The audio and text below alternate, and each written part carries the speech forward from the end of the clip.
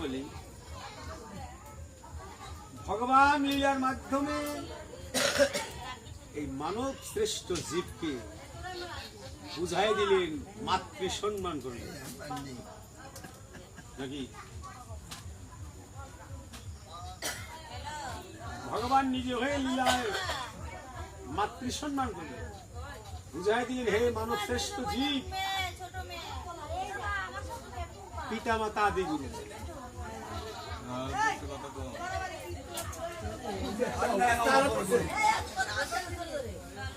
জি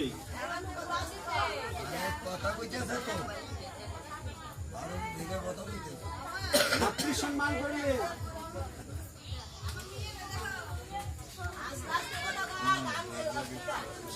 এখানে আপনাদের গ্রামে হয়তো বেশ কয়েক বছর আগের থেকে এই যে স্বর্গীয় অক্ষয় সাধু তারাঙ্গিনায় তাই রাধার জন্ম উৎসব উপলক্ষে হোমক কীর্তন করছে, কারণ নাই হোমকের গানের মধ্যে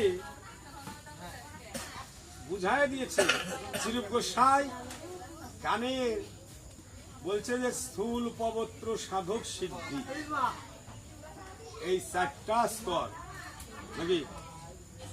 যারা শিষ্য আছেন কি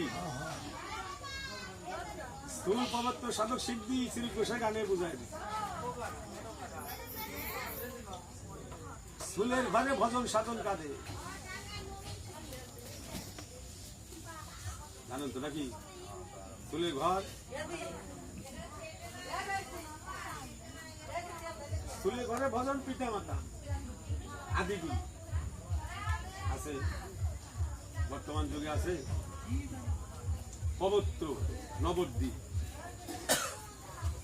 সাধক বৃন্দাবন, আর সিদ্ধি হয়েছে সর্বোপরি। এই চারটা স্তর, কিন্তু আমাদের প্রথমে তো সমস্যা। আচ্ছা যাই হোক, তাই বলছি রামের মাতা কৌশল্যা রামকে আশীর্বাদ করছে, তুই দীর্ঘজীবী বলে দিয়েছিলাম ৭৪ বছর বন ভ্রমণ করে অযোধ্যায় রাজা হবে, এই মুখ রামকে দেখাবো না, বিষকে প্রাণ ত্যাগ। কইকে বিষ হাতে নিয়েছে রাম অন্তর্যামী, অন্তরে জানতে পারলো বিমাতা বিষকে প্রাণ ত্যাগ করে।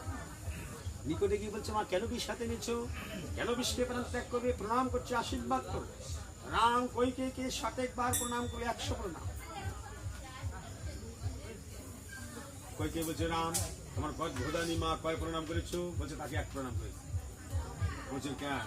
আমি যে কুমন্ত্র আগে বলে দিয়েছিলাম ৭৪ বছর বন ভ্রমণ করে অযোধ্যায় উপহাস প্রণাম করলি, কারণ তোমার গর্ভধারী মাকে ১ প্রণাম, আমাকে ১০০ প্রণাম, এটা কি উপহাস নয়?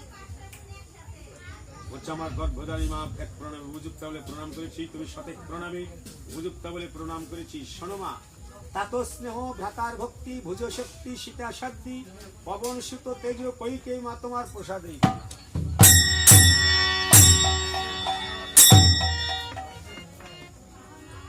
১০১ প্রণাম করবো, তা তো অর্থ পিতা।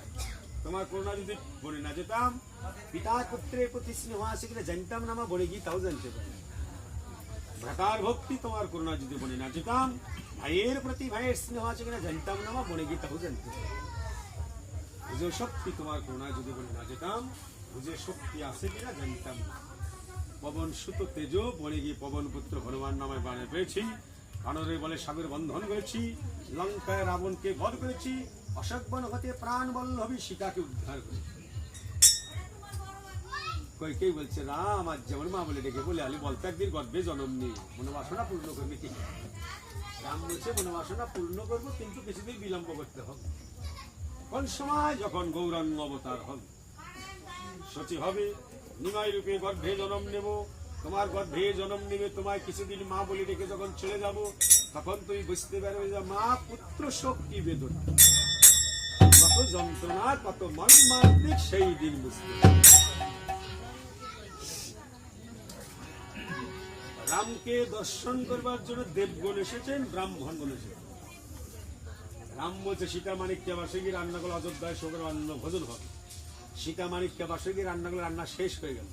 রাম বলছে অগ্রে হবে দেবগণের ভোজন, পরে ব্রাহ্মণদের, সকলের পরে হবে বানরের ভোজন। দেবগণের দৃষ্টি ভোজন, দেবগণের ভোজন হয়ে গেল। সমস্ত ব্রাহ্মণ সেবায় বসেছে। নারদ মুনি চিন্তা করছে অযোধ্যায় সকল অন্ন ভোজন হলো, আর আমার নাম নারদ মুনি, আমার কথা কারণ মনে পড়লো না।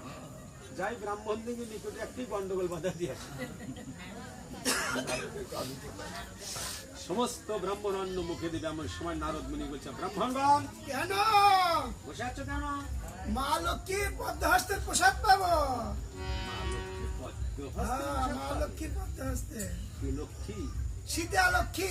লক্ষ্মী কি অলক্ষ্মী তা কেমন করে জানো? আমরা তো জানি সীতা জগৎ লক্ষ্মী পূর্ণ ব্রহ্ম সনাতনী।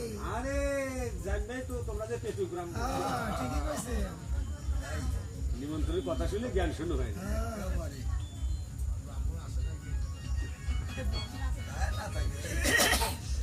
খালি ব্রাহ্মণ না, ওরাও কিছু নেও দেন না, আজকে দুপুরিয়া মানে ভাত দুপুরিয়া রান্নার বসা করিনি। দীক্ষা মন্ত্র হয় নাই, তার হাতে কোনোদিন কি প্রসাদ হতে পারে না? তা হতে পারে না। শুনে নেবে। হ্যাঁ শুনে নেব। যদি বলে দীক্ষা মন্ত্র আমাদের মায়ের পূর্বে হয়েছে, আরে বললেই হলো দীক্ষা মন্ত্রের গুরুকে, তা না শুনে কেউ প্রসাদ দেব না। অন্তপুরে এসে বলছে মা দীক্ষা মন্ত্র গুরু কি, তা না শুনে কেউ প্রসাদ নিচ্ছে না। সীতা বলছে লক্ষ্মণ নারদ বলি সবাই ছিল না। লক্ষ্মণ বলছে নারদকে তো একবার দেখেছি, বলে সেই জন্য তৈরি হয়েছে, তাও ডেকে অন্তপুরে পাঠিয়ে দাও। নারদ মুনি আড়ালে তারা আছে। লক্ষ্মণ বলছে নারদ মা লক্ষ্মী তোমাকে অন্তপুরে ডাকছে। নারদ মুনি বলছে এতক্ষণে সরো হয়ে, আমার নাম নারদ মুনি, সংসারে সব উপায় করতে জানি। নারদের গুণ কি আছে শোনেন, বাস্তব কথা আপনারা মনে রাখেন। সকালবেলা উঠে যদি কোন লোক 3 বার নারদ নারদ কয়, বিনা কারণে সারাদিন তার ঝগড়ায় কেটে যায়। কোথায় যদি ঝগড়া বিবাদ লাগে সেখানে গিয়ে চুপ করে যদি কোন লোক 3 বার নারদ নারদ কয়, 1 গুণ ঝগড়া তখন 3 গুণ লেগে যায়। বিশ্বাস না করে ঝগড়া না দিয়ে আমার কথাটুকু অবশ্যই যদি 3 গুণ না লাগে আমাকে, আমি তো বাজারে কিংবা সেই আবার ঝগড়া এখন মানুষ করেই না।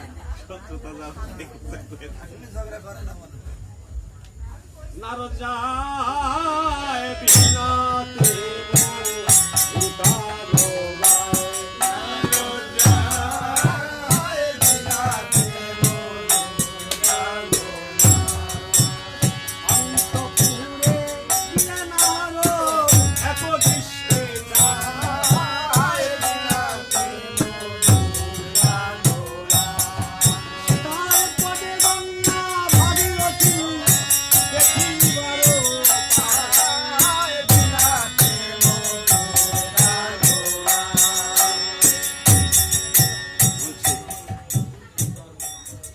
জগৎলক্ষ্মী তোমার চরণে শেষ নিবেদন, যেদিন আমার দেহতে প্রাণে বাকি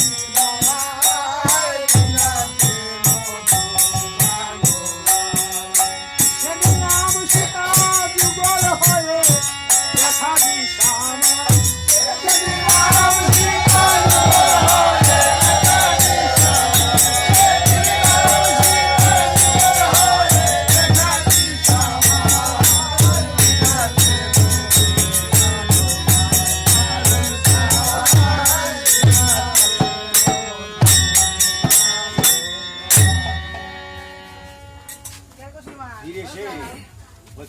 ব্রাহ্মণগণ প্রসাদ নিতে পারেন। সমস্ত ব্রাহ্মণের ভোজন হয়ে গেল, বানরগুলোর ভোজন হয়ে গেল। সকলের সেবা পর রাম লক্ষ্মণ ভরত শত্রুঘ্ন 4 ভাই আহারে বসল। সীতা অন্ন দিয়ে চলে গেল, এমন সময় লক্ষ্মণ হাসতে হাসতে ঘুমায় পড়ল। রাম চিন্তা করছে লক্ষ্মণের চরিত্র বেশ বুঝতে পেরেছে, যাকে সাধু জ্ঞানের সাধু বিশ্বাসী সীতার নিকটে সদা সর্বক্ষণ নিকটে সেই সীতা অন্ন দিয়ে চলে লাগলো গেল। লক্ষণ হাসলো কেন? অন্য আর খবর হাত তুলে অদবদলেছিল। ক্ষণকাল পরে চৈতন্য বলছে, প্রভু অন্ন নিচ্ছে না কেন? রাম বলছে, অন্যের কোনো প্রয়োজন নাই, তোমার চরিত্র বেশ বুঝতে হবে। তোমাকে সাধু জ্ঞানী সাধু বিশ্বাসী সীতার নিকটে আমি সদা সর্বক্ষণ নিকটে সেই সীতা অন্ন দিয়ে চলে গেল, তুমি হাসলে কেন? লক্ষণ বলছে, মা লক্ষ্মীকে দেখে হাসিনি কেন যে হেসেছি? শুনুন, অযোধ্যা হতে বনে যাবার সময় অযোধ্যার বহিদ্বারে দাঁড়ায় আহারা নিদ্রাকে ডেকে বলেছিলাম, আহার নিদ্রা 14 বছর আক্রমণ করতে পারবে না, 14 বছর। মানুষ একদিনই রাখা থাকতে পারে, তা কিছু বোঝা যায় একাদশী, তাও কিছু না কিছু খায়। আর লক্ষণ 14 বছর অনাহারে অনিদ্রা, খাওয়া নেই, গোমো নাই। রাম বলছে, প্রত্যেক দিন ফল খেতে দিয়ে সে ফল খাওনি? বলছে, ফলটা খেতে বলেন না, সে ফল খায়। একটু কথা বলি, মন খারাপ করবেন না তো? না, মন খারাপ হলে সমস্যা, দক্ষিণে যদি না দেয়।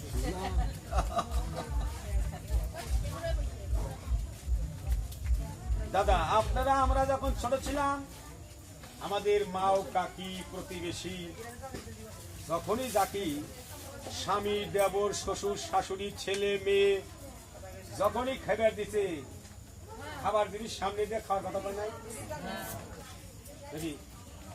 এখনকার বুঝি পায়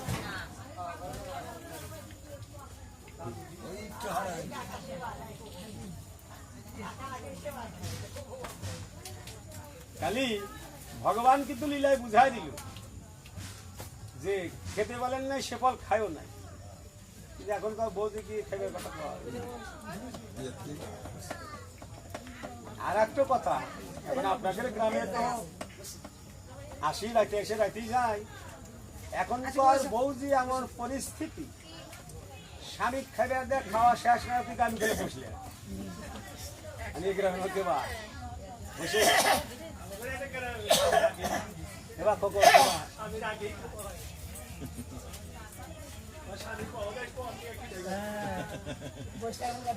ওই যে খবর পেতে খবরের উপর আগেই খায়।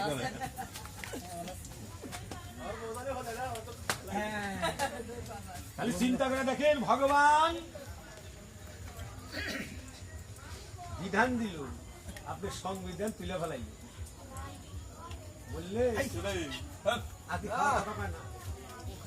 স্বামীর সাথেই খেবার বসে এখন বর্তমানে। আচ্ছা, কোন মেয়ে ছেলে যদি তার স্বামীর খাওয়া শেষ হওয়ার আগেই খাইয়ে বেরোছে, স্বামী যদি ভাত লাগে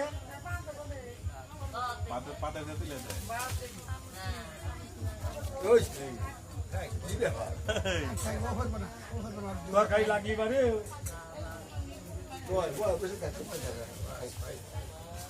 এই তো বর্তমান ভালোবাসা। তখন কে বা শুনবো তো।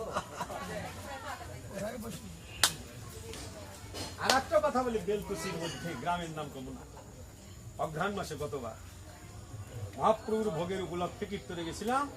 মহাপ্রভু ভোগ আনতে রাত্রিতে কীর্তন, তো ভোগ আনতে যখন সেবা দিতেছে না, একটা নতুন ভোগ মানে ছল বলা নাই, এই আবার খালে করে ভাত মাখায়া খাওয়া দিতে। আমি তো আর চিনি না, আমি বললাম যে খাওয়া দিতে যে কি হয় বা স্বামী হয়, তাহলে চিন্তা করে দেখেন, বউ মাখা দিতেছে, খাওয়া লেগে যাবে, খাওয়া হেবে পারে ভালোবাসা। আগেকার মানুষে ভালোবাসে এই যে উপেন্দ্র দ্বারা সংসার করলে আগের ভালোবাসে না, খালি ঘুরাইছে নাকি? একটু কথা বলি, সাপের খেলাটা এখন খুব কম দেখা, আমরা বাজারে এসে দেখছি। সাপের যিনি খেলা দেখায়, সাপটি আগে ফেরা তোলে না রোজা আগে তোলে? সাপ আগে ফেরা তোলে। ওই সাপের যিনি খেলা দেখায় ওস্তাদ আগে হাত তোলে, তারপরে সাপ খেলা তোলে। এই যে এখনকার যে ভালোবাসা, তত দূর তুলবেন এত দূর এই যে কোথায় ভালোবাসা, ওই যে সাবেক খেলা, সাবেক যত মাথায় যত দূর হাত তুলবো খানাও তুলেও ঘুরে তুলি। সত্যি কথা, এই যে এখনকার যে যার যার ভোগ মিলে ভালোবাসে, এই যে আমার বাইশটা খেলা খেতে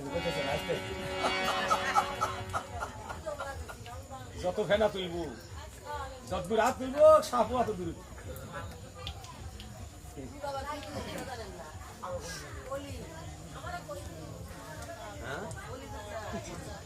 তাহলে আর শাস্ত্রের মধ্যে বুঝাই দিলে যে ধন্য কলিযুগ,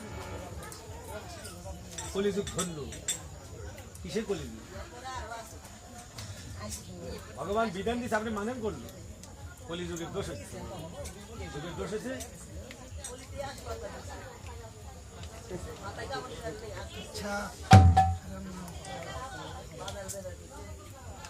রাম বলছে প্রত্যেকদিন ফল খেতে, ফল খাওনি, ফলটা কোথায়? বলছে আমার কুলের ভিতরে।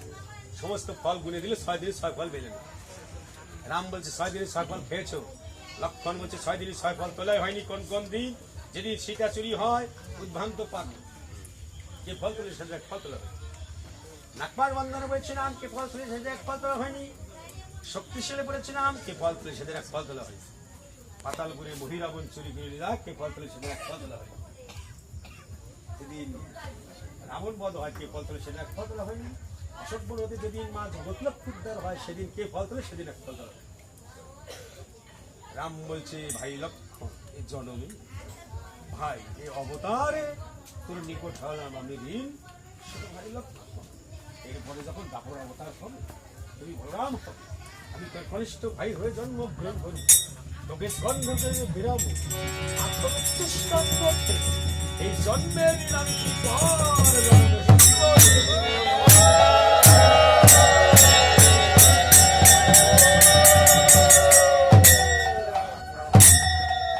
এমন গুণের ভাই আর হবে না রে। সাই ভাই আহার করলো, দান বিতরণ না করে রাজা হওয়া যায় না। রামচন্দ্র দান বিতরণ করছে। উপস্থিত ভক্তগণ, মানে ভগবান বুঝাই দিছে যে যত করবে চালাকি, শেষে বুঝবে যে চালাকি। তার আজকের প্রমাণের কথা বলি। এই ভগবানের কর্তাপক্ষে অন্তরে ভক্তি ছিল। আজকে এত লোকজন, আমি তো মাঝে মধ্যে খাই 6 মাসের মধ্যে হয় না। গান নাই, এই 8 থেকে 10 জন মানুষ পায়, আর বাড়ি গাছটার সাথে চুক্তি খাচ্ছে। কিন্তু আজকে তা তাহলে আমি চালাকি করলাম যে দুপুরে চালাকি করে যাই হোক, আপনারা গ্রামবাসী যারা আসছেন, হয়তো মানুষ সংসারের পরিস্থিতি সবার সমান হয় না, কিন্তু এই শ্রীরূপ গোসাই গানের মধ্যে দিল যে তুই আমার জীবনের জীবন, অন্ধনা নরি হরি দরিদ্রের ফোন।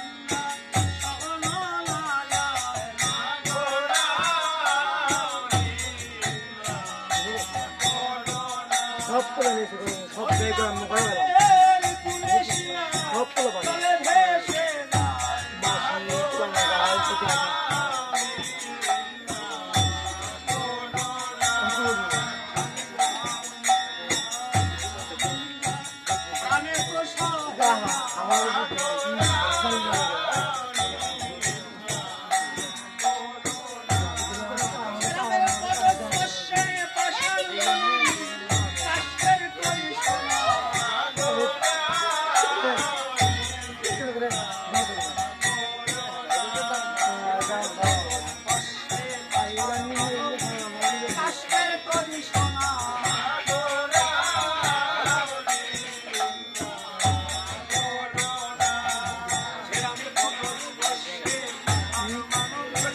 কাশের করি সোনা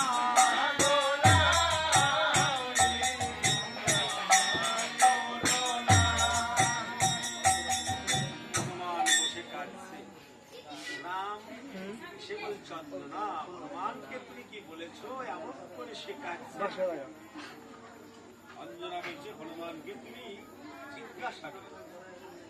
আমার নিকটে প্রথমে মা বলে উচ্চস্বরে ডাকে। আমি হনুমানকে কোলে নিয়ে শরীরে হস্ত বুলাই দেখি নানা প্রকার অস্ত্র যেন। বললাম হনুমান তোর শরীরে নানা প্রকার অস্ত্র চিহ্নটা দেখতে পাচ্ছি। হনুমান বলে যুদ্ধে গিয়ে আমি তখন বললাম যুদ্ধ বনের 12 চতুষ্পদ জন্তু, আমাদের আবার যুদ্ধ কিসের?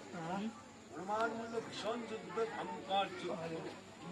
পক্ষে ছিল রাবণ, পক্ষে ছিল আমার রাবণ। বললাম রাম নারায়ণ শেখ রাম। হনুমান বলল মা আমার এক রাম মেরে রাম নাই। মা বলছে কোন নাম? রামকে চেনো? আমি তখন বললাম 3 নামকে চিনি, পরশুরাম, দাশরথী রাম, আমার 8টা। হনুমান বলল মা তোর কোন রাম? আমি তখন বললাম তোর কোন রাম? হনুমান বলল মা আমার যে রাম দশরথ সুতরাম নবদুর্গা দলশ্যাম, যাকে দেখলে ভক্তের পূর্ণ হয়ে থাকে।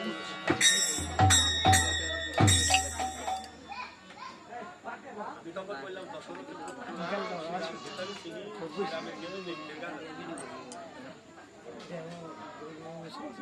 বলছে ভাই লক্ষণ দেখো বানরের এত সাহস, আমাকে ভগবানের কেমন কথা কেউ বলতে পারবে? এত ভজন সাধন করে, পূজা পাঠ করে, একাদশী করে, প্রসাদ ভগবানের এমন কথা করবেন? সবসময় আমাদের ভয় থাকে, পূজা করতে ভয়, ভক্তি করতে ভয়, কি বাবা নইল।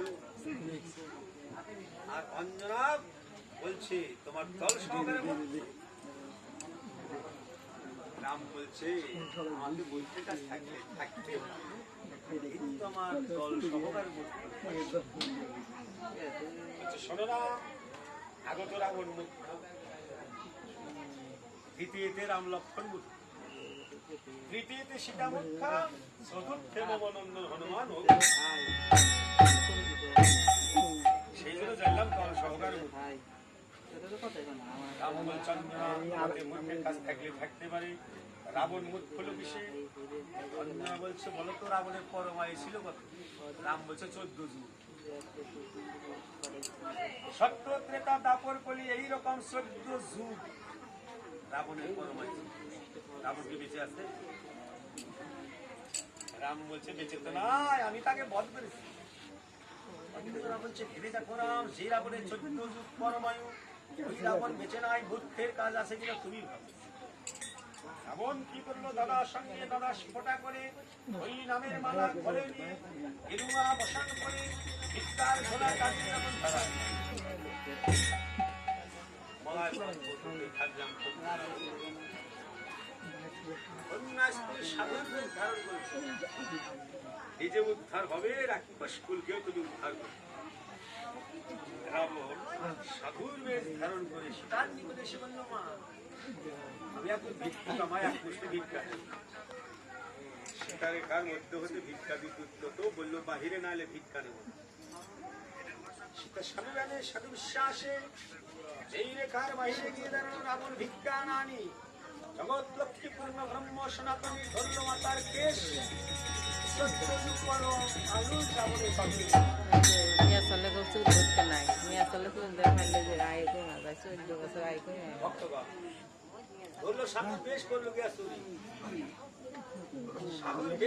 অপমান করেছে সংসারে, দেখবে সাধুকে কিন্তু আর কেউ বিশ্বাস করে সামনে না বললে সরে গেলে আলোচনা। যত রকমের সাথে খায় ফেলে গেলে আলো। কয়েল দেন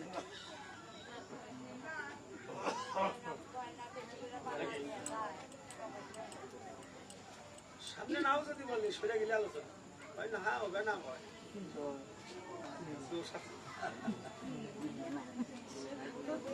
কেন রাবণ ত্রেতা যুগে সাধুর বেশ অপমান করেছে।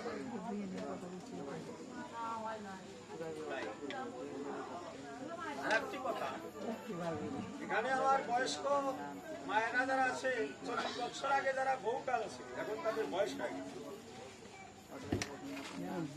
30-40 বছর আগে মানুষ সংসার ক্ষেত্রে সকলের স্বামীকে আক্রমণ করে। দাদা আপনি বলকে এরা তো কিছু বলে না।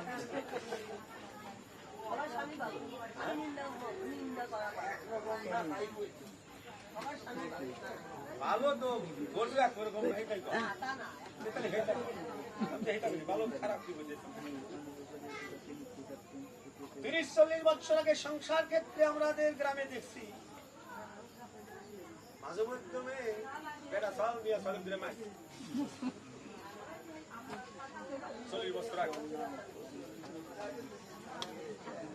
আপনাদের গ্রামে আসলে কি কথা নাই, কিন্তু ওই পাড়ার সময় মেয়ে ছেলেটা কিন্তু সতর্ক করে দিছে, যতই মারো চুল দুলে যার মারো। কেন? রাবণ হইল মাতার কেশ, পুরুষের নারীর কেশটা ধরতে নাই। এখনকার বেড়া চলে বিচার আছে, তোরা তো দূরের কথা মাথায় তেল বসে দেয়।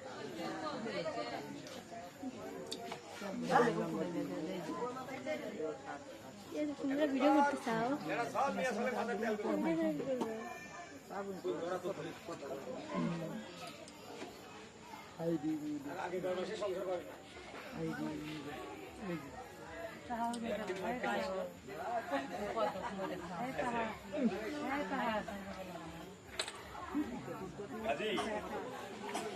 রাম বলছে আমি বুঝতে পারলাম, সে বলছে শোনো না, কীট পতঙ্গ স্থাপন জঙ্গল সব স্থানে তো তুমি আত্মার রূপে আছো, ভাদুবাত্রা সোনা রূপা তামা কাঁসা ইতল দশটা ইত্যাদির মধ্যে তুমি আছো।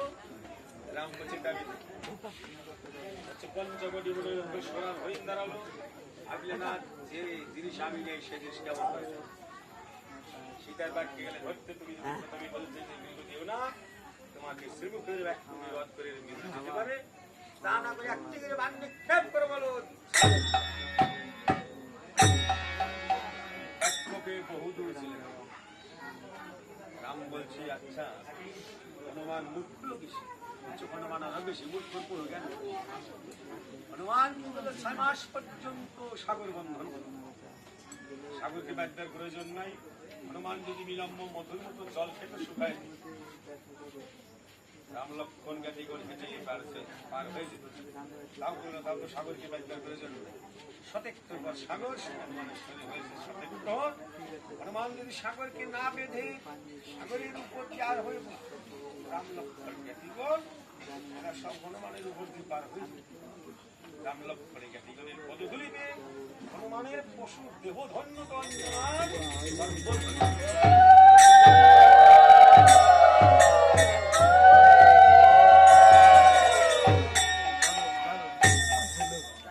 লঙ্কায় যুদ্ধ করতে কোনো প্রয়োজন নেই। লেজের বন্ধন লঙ্কা সাগরে ডুবাই দিত একবার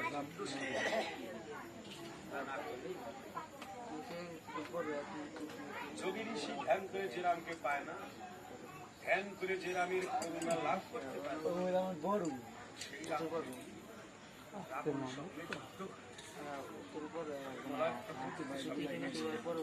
তোমার ওই কমলঙ্গে যখন অস্ত্রাঘাতটা লেগেছে, যে দেখুন পানটা বানরের বক্ষস্থলে বলছে হনুমান আমার গর্ভে জন্ম নিয়ে আমার স্থান পান করে একটি কাজও করতে পারে।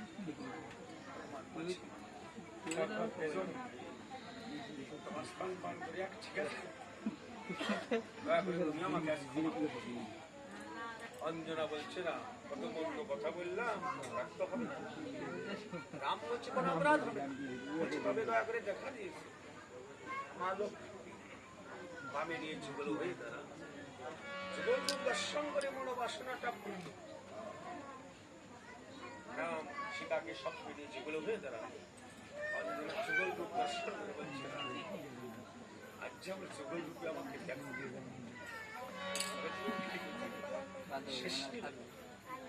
সেই দিন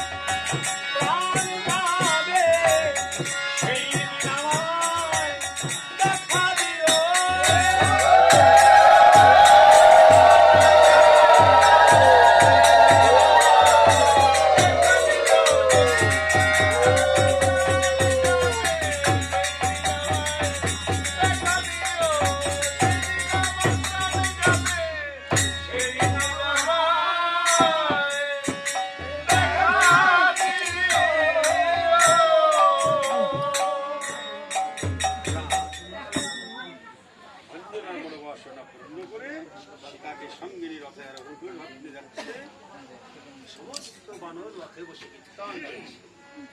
আরে মাথো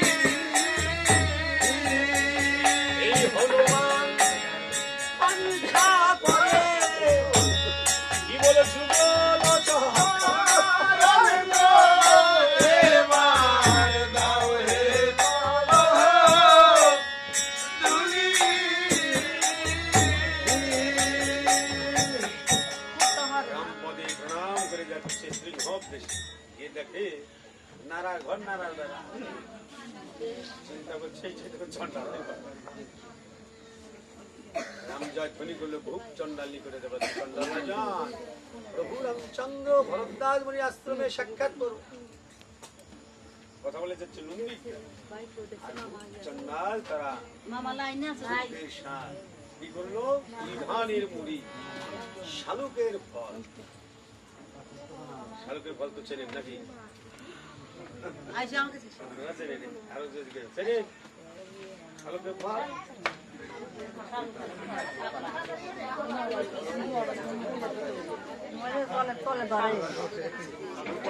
আমরা ছোটবেলায় দেখছি এখন আর আমাদের এলাকায় পাওয়া যায় না ওই শীতের সময় চাটমহল গুলাগুলির থেকে বাজারে আমার দেশে পাওয়া যায় হয়তো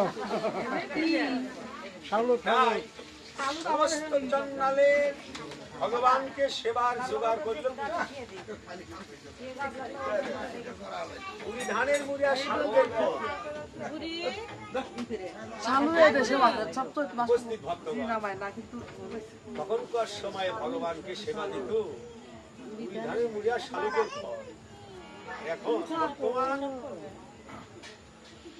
যাদের টাকা পয়সা আছে ভগবানকে কত প্রকারের জিনিস দেখলেন বিভিন্ন রকমের ফল বিভিন্ন রকমের মিষ্টি উন্নত চাউলের মিষ্টান্ন নাকি টাকা পয়সার সাথে কোনো কথা নেই। আর তখনকার সময়ে ভগবানকে সেবা দিত কি দুই ধানের মুড়ি আর শালুকের সমস্ত চন্ডাল রাম দাঁড়ায় বলছে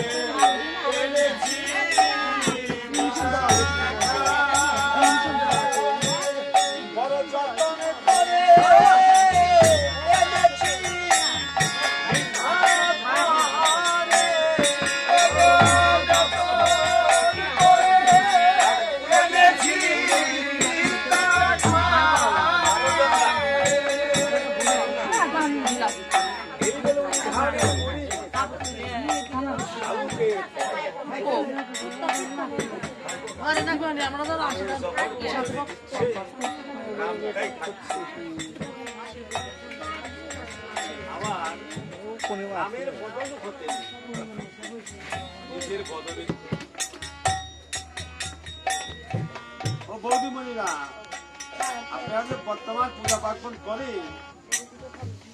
এরকম পূজা কি কোনোদিন করছে ভগবানকে সেবা দিয়ে আবার নিজে খায়া তাক সেবা দিচ্ছেন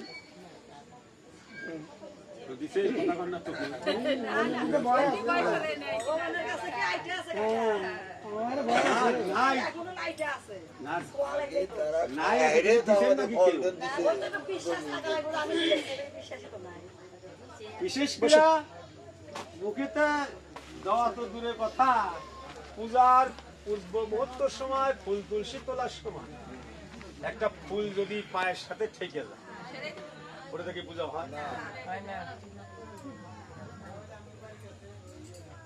তাহলে আমাদের ওই যে সাধুগুরু বৈষ্ণবদের মুখে শোনেন সম্বন্ধ করিয়া ভোজে হরে কৃষ্ণ নাই সম্বন্ধই তো হলো না। আশ্রয় করিয়া ভজে তারে কৃষ্ণ নাহিতে। আমরা পূজা পার্বণ যাই করি, আশ্রয় কি করতে পারি?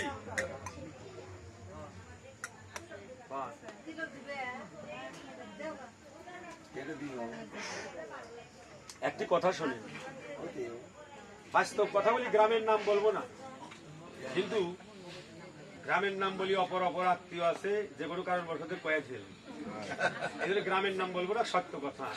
একজন প্রসাদ ভোজি,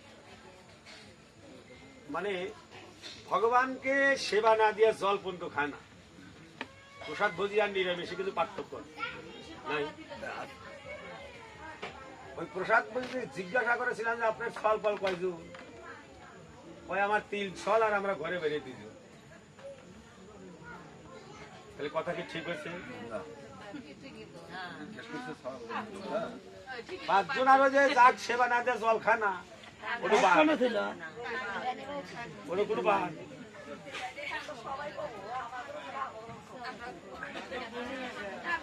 না। আমরা করি, আমরা হয়তো তেমন ত্যাগী হই, আর যে ত্যাগী হলো সম্বন্ধ করছে, সম্বন্ধ করিয়া ভজে তারে কৃষ্ণ নাই, তাকে আপনি যে সম্বন্ধ করলেন না, পূজা পার্বণ করিয়া বাদ দিলেন। পরিবারে আমরা 5 জন, অবশ্যই ভগবানের বিগ্রহ বসালে নিত্য পূজা করে, আর তাকে আপনি বাদ দিলেন। তাইলে আমার সবসময় ভুলের কাম করতেছি। আপনি কবে পারেন যে বাড়িতে গোবিন্দ আছে আর আমাদের, তাহলে ওই যে আপন সুজা যেতেছেন জীবন ভরা পাঠকের কাছে, কীর্তনের কাছে, আশ্রয় করিয়া ভজে তারে কৃষ্ণ নাহি। আপনি আশ্রয় তো হলো না। দেখি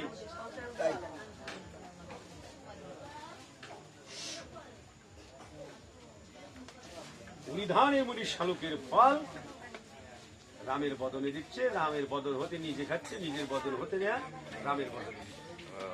লক্ষণ বলছে প্রভু এই চন্ডাল নিধানের মুনি শালুকের ফল, এর মধ্যে কত সুমিষ্ট আছে। আপনি যে বহু চন্ডাল উৎকৃষ্ট খাচ্ছে।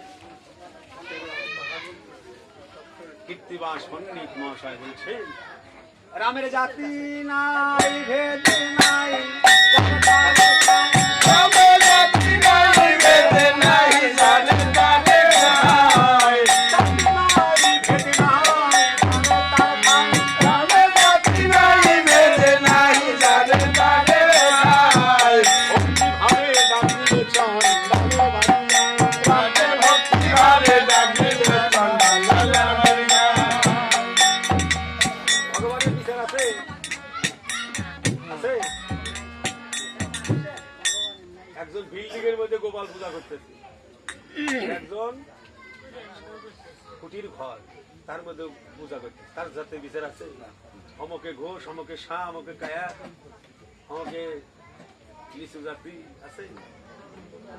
বিচার খালি আমাদের মানুষ। তাই বলছে ভগবানের কোনো বিচার নাই। যদি কেউ ভক্তি ভাবে ডাক দিলে চন্ডালের বাড়ি, ভক্তি ভাবে ডাক দিলে চন্ডালের বাড়ি যায়। ওরা ধরালে এসেছে, ধরালে এসেছে, ধরালে এসেছে, ধরালে এসেছে, ভক্তবান সাপুরাইতে ধরালে এসেছে, ভক্তবান সাপুরাইতে ধরালে এসেছে, ভক্তবান সাপুরাইতে তোলা পথে ধরা এলো,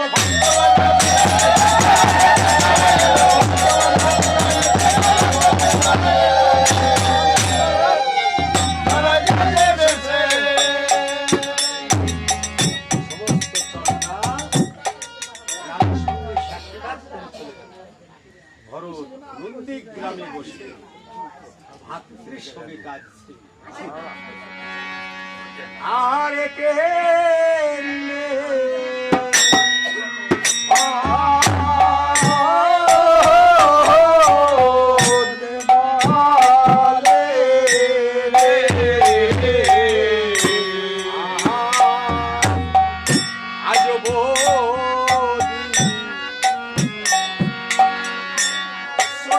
আজ